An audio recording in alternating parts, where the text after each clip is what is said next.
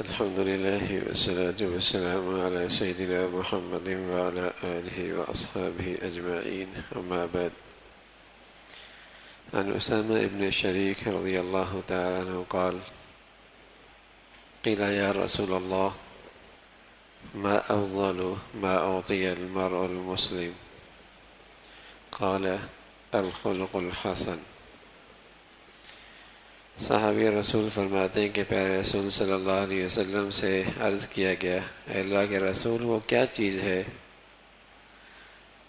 جو کسی مسلمان کو سب سے بڑھیا عطا کی گئی ہو؟ وہ کیا چیز ہے جو کسی مسلمان کو سب سے بڑھیا چیز ملی ہو؟ پیارے رسول صلی اللہ علیہ وسلم نے فرمایا، الخلق الحسن، وہ اچھے اخلاق ہیں۔ کسی مسلمان کے پاس سب سے بڑھیا چیز کیا ہے؟ وہ اچھے اخلاق ہیں۔ اس کے بدولت دنیا میں بھی اسے محبوبیت ملتی ہے اور آسمان والے رب کے ہاں بھی اسے محبوبیت ملتی ہے۔ اچھے اخلاق،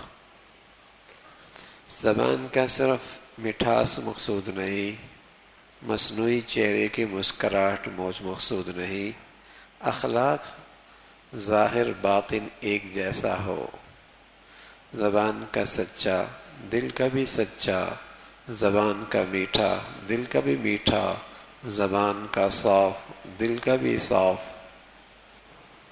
اچھے اخلاق ایک مسلمان کے پاس سب سے بڑھیا دولت ہے۔ اللہ کے نبی صلی اللہ علیہ وسلم نے بتایا،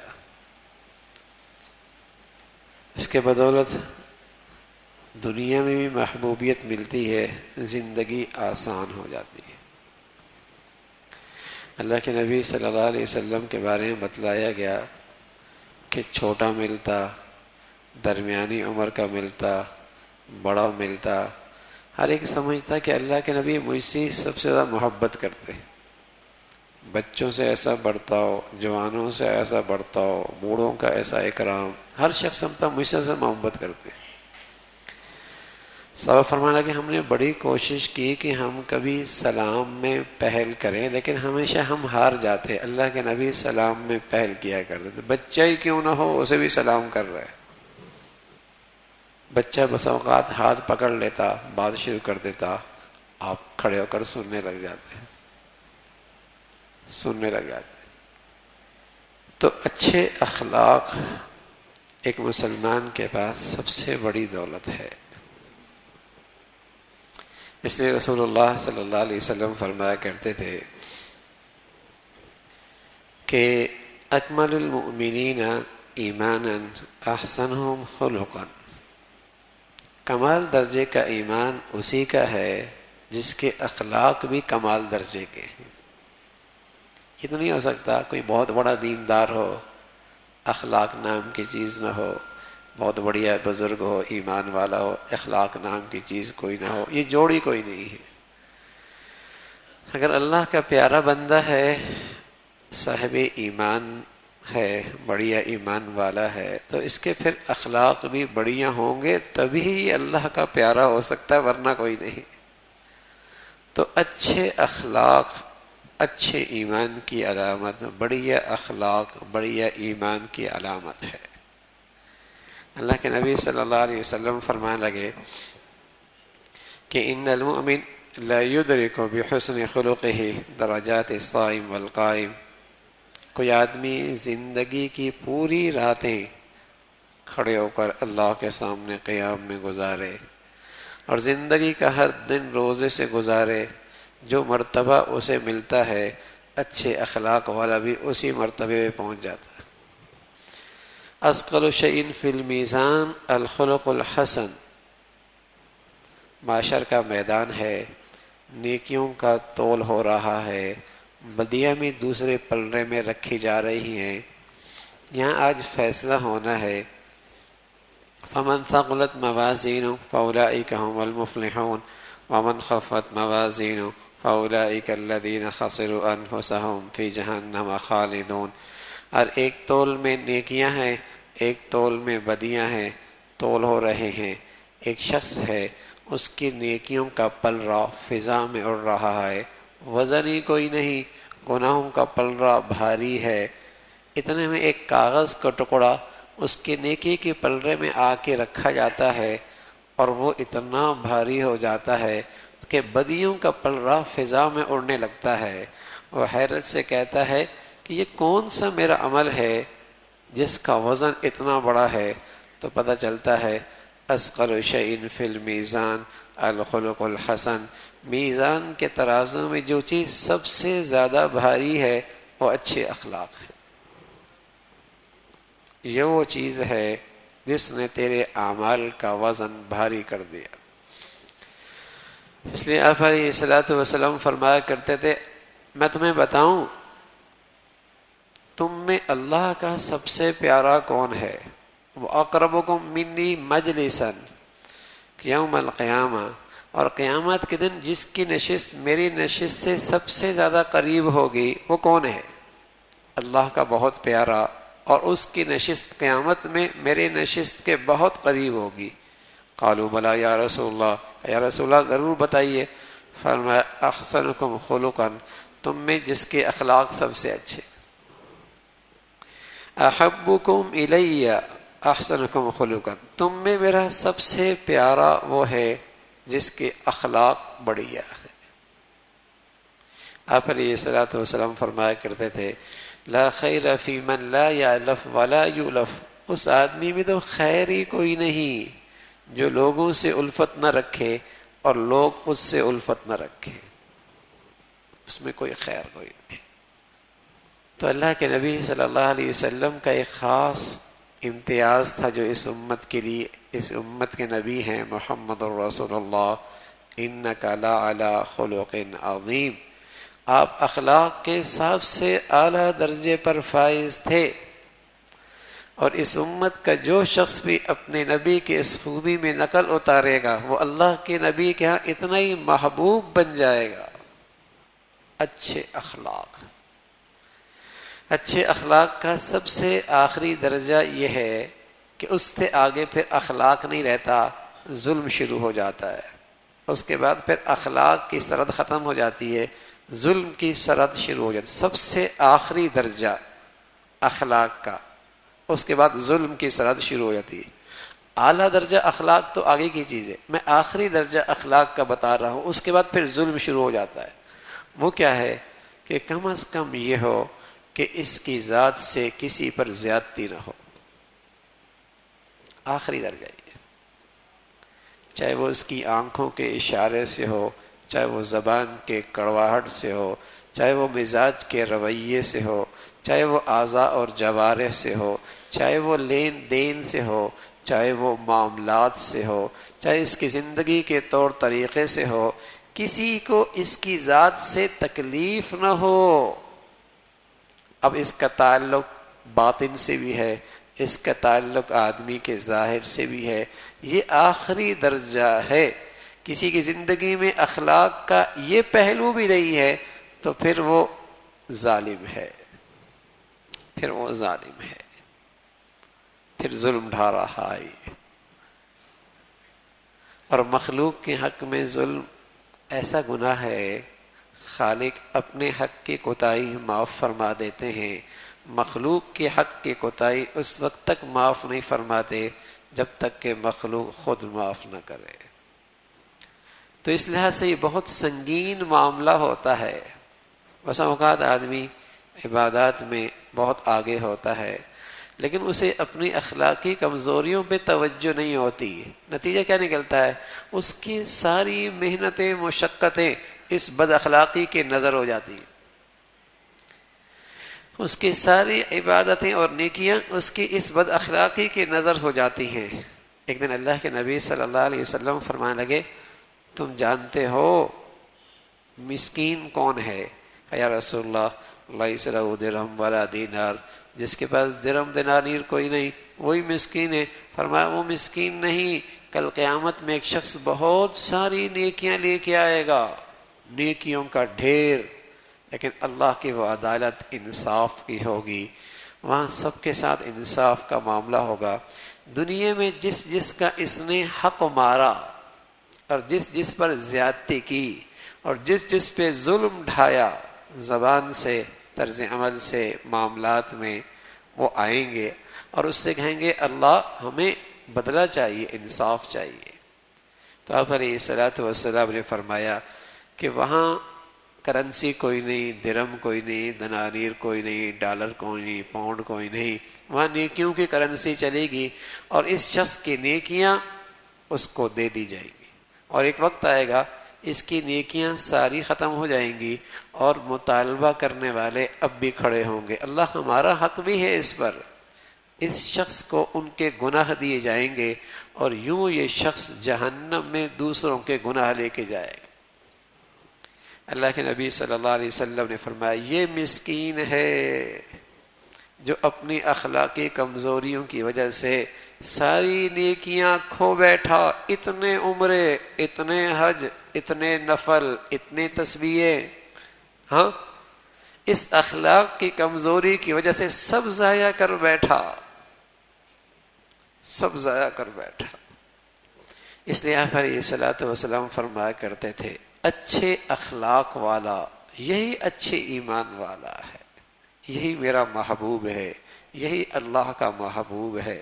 اور ایک مومن کے پاس جو سب سے قیمتی دولت ہے وہ یہی اچھے اخلاق ہے۔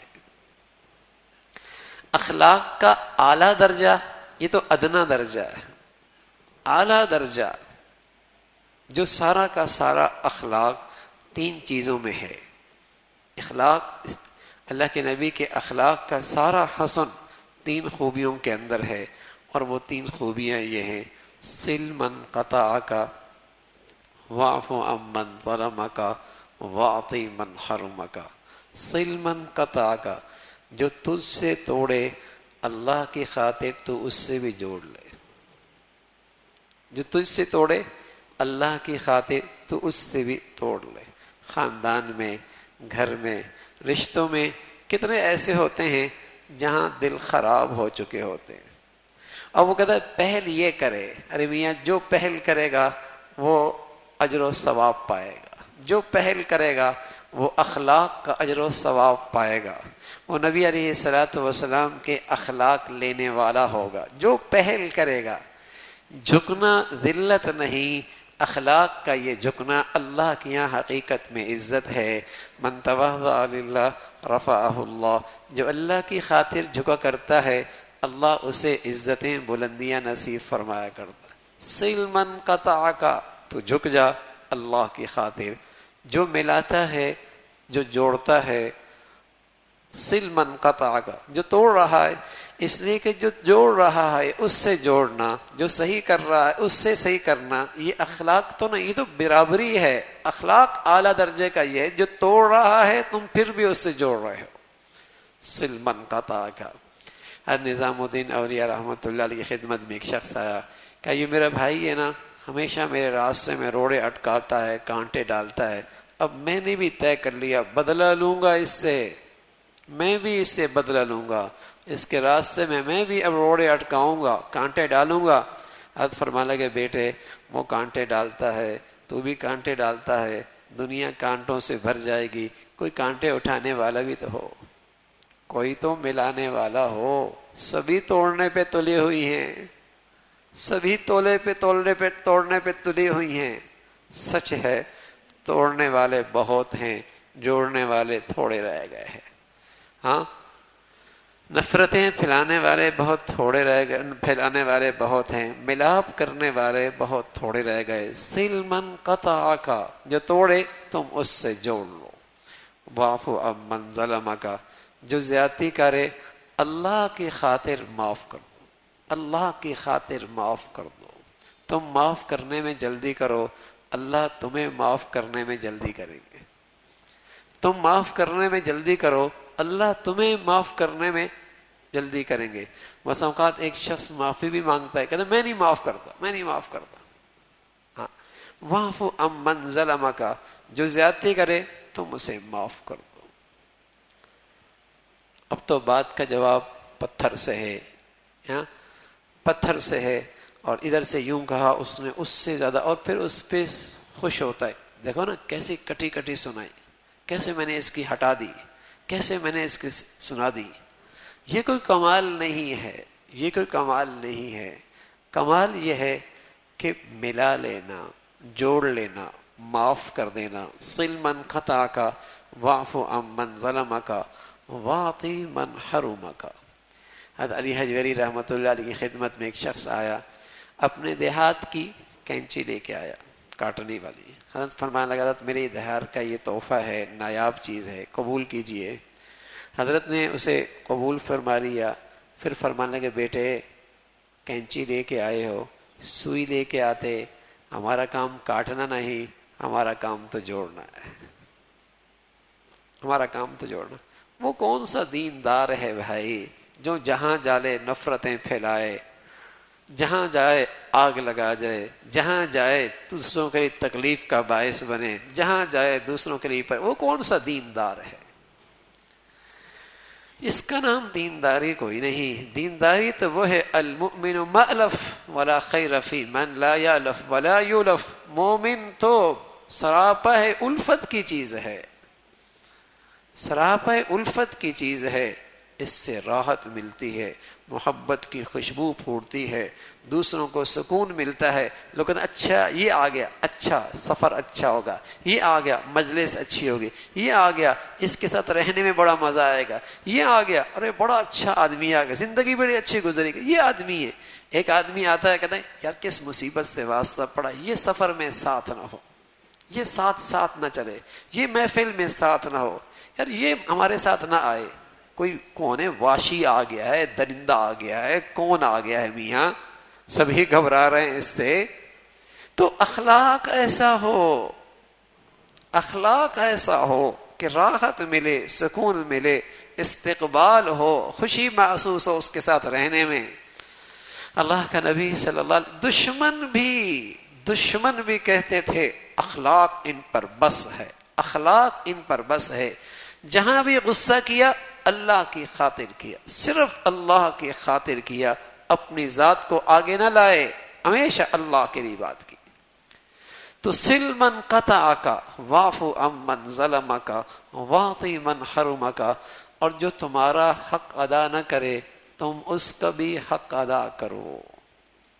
اور ہر شخص حق مانگنے کے لیے تیار ہے. کسی کو یہ احساس نہیں کہ میرے ذمے جو فرائض اور ذمہ داریاں ہیں اسے کتنا ادا کر رہا. ہر شخص کا احتجاج ہے. بیوی ہے تو احتجاج کر رہی شوہر میرا خیال نہیں کرتا، شوہر ہے تو احتجاج کر رہا ہے کہ بیوی میرا خیال نہیں کرتی. آج تو اولاد بھی احتجاج کر رہی میرا باپ میرا خیال نہیں کرتا. کیا مت ماری گئی ہے، اولاد بھی احتجاج کر رہی باپ میرا خیال. ہر شخص احتجاج پہ ہے. یہ احساس کسی کو نہیں کہ جو میرے ذمہ داریاں، میرے فرائض، میرے اوپر دوسروں کے حقوق تھے وہ کتنا ادا کر رہا ہوں. اللہ کا نبی صلی اللہ علیہ وسلم اس امت کا مزاج بنا گئے تھے. الید العلیٰ خیر من الید السفلیٰ. اوپر کا ہاتھ نیچے کے ہاتھ سے بہتر ہے. ہمیشہ دینے کا مزاج بنایا ہے، لینے کا نہیں بنایا. دینے کا مزاج بنایا ہے، لینے کا مزاج نہیں بنایا. اور جب تک یہ امت دینے پہ تھی ساری دنیا کو دے رہی تھی، اور جب سے اس کا لینے کا مزاج بنایا دشمنوں کے سامنے میں بیکاری بن گئی ہے. عزتیں دے کر بھیک مانگتی ہے، اپنی بیٹیاں دے کر بھیک مانگتی ہے، اپنوں کے لاشیں دے کر ان سے بھیک مانگتی ہے، اپنوں کی شرم و حیا دے کر بھیک مانگتی ہے کہ سب کچھ کریں گے ہماری بھیک پوری کر دو. اور جب تک یہ امت دینے والی تھی سب کو دے رہی تھی. اللہ کی رحمت اس کی طرف متوجہ تھی، رزق کے دہانے اس کے لیے کھلے ہوئے تھے. الید العلیٰ خیر من الید السفلیٰ. اوپر کا ہاتھ نیچے کے ہاتھ سے بہتر تھا. اس کا امیر بھی دیتا تھا، غریب بھی دیا کرتا تھا. تو اللہ کا نبی مزاج بنا گئے تھے کہ تمہارا حق ادا کرے نہ کرے تم یہ دیکھو تمہاری اوپر جو فرائض ہیں، ذمہ داریاں ہیں، تم اسے کتنا دے رہے ہو، تم اسے کتنا ادا کر رہے ہو. اگر گھر کے چار دیواری میں ساس بہو، نند اور بھیوج، ان میں اگر یہ چیز دین زندہ ہو جائے کہ میاں میری ذمہ داری جو پوری کر رہی ہوں، تو یہ جو آج ہر گھر آگ کی بھٹی بنا ہوا ہے اور نفرتوں کی کانٹے اگ رہے ہیں، محبتوں کے پھول سے نہ بدل جائیں، محبت کی خوشبو نہ پھیل جائے. یہی اخلاق مل جائیں گی، تسبیح پڑھنے والی بھی مل جائیں گی، نفل پڑھنے والی بھی مل جائیں گی، لمبے چوڑے اذکار کرنے والی بھی مل جائیں گی، لیکن زبان کی مٹھاس نہیں ملے گی، زبان کی مٹھاس نہیں ملے گی، اخلاق بڑھیا نہیں ملے گی۔ نتیجہ کیا؟ ہر گھر نفرتوں کی آگ ہے، ہر گھر میں نفرتوں کی بھٹی جل رہی ہے، گھروں کا سکون ختم ہو گیا، برداشت ختم ہو گئی، تحمل ختم ہو جائے گا، ہاں، اور دوسروں کے ساتھ بھلائی خیر خائی کا جذبہ رخصت ہو گیا۔ اخلاق دین کا ایک بڑا حصہ ہے۔ تو اللہ کے نبی صلی اللہ علیہ وسلم کے اخلاق کا خلاصہ یہ تین چیزیں ہیں: سل من قطع کا، جو توڑے تم جوڑو، جو زیادتی کرے معاف کر دو، جو تمہارا حق ادا نہ کرے تم اس کا بھی حق ادا کرو۔ اللہ یہ مجھے بھی اور ہم سب کو یہ خوبیاں نصیب فرما دے۔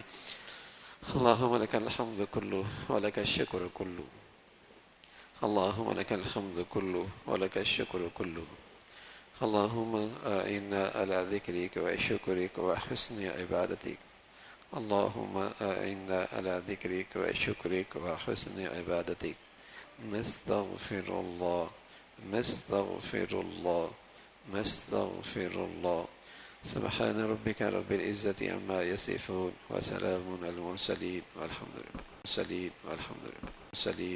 للہ